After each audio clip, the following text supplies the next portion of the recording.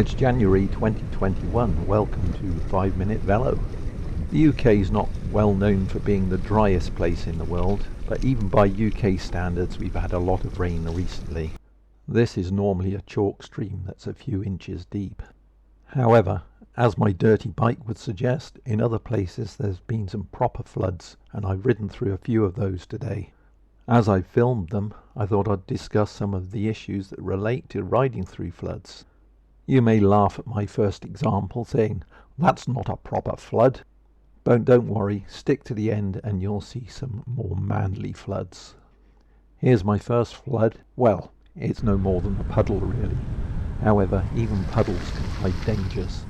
Lurking under the surface could be a hole in the road that could give you a nasty jolt, a puncture, or even cause you to fall off. So be careful. Now this is a bit more like a proper flood. On approach I didn't know how deep it was, so I stopped and waited for a car to come along. I could gauge then it was only about 3 to 4 inches deep. I have ridden through floods that are about 18 inches deep, so depth isn't usually a factor, although if it goes over your head I would think again.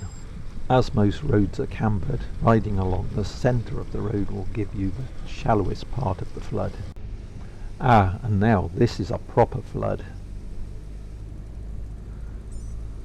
The car ahead of me suggested that it was a bit deeper than I would actually like to ride through. I'm not sure I'll cycle through there. So I decided to ride along the footpath.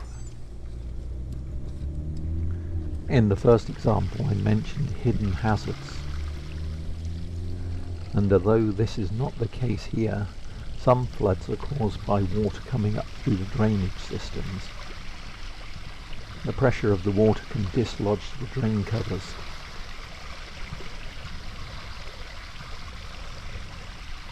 So as well as the risk of riding into a sticky up drain cover, there's also the possibility that you'll go down the drain hole. As most drains are at the side of the road, my previous tip of riding down the centre of the road will also help mitigate against this problem. Having mudguards on your bike and riding through the flood at no more than about walking pace will help prevent your feet getting wet and hence cold. Well, some floods are definitely too much of a challenge. And I would say, if in doubt, stay out.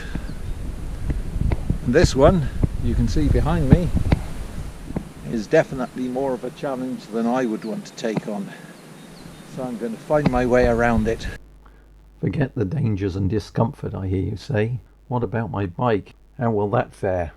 Well, the good news these days is that most of the important parts, that is the bearings, are well sealed, and unless you're in the water for a long time it's unlikely to find its way into the bearings.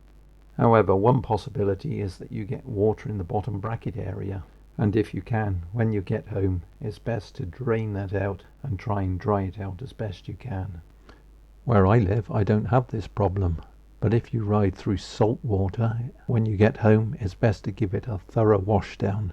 You don't want your bike ending up looking like this one.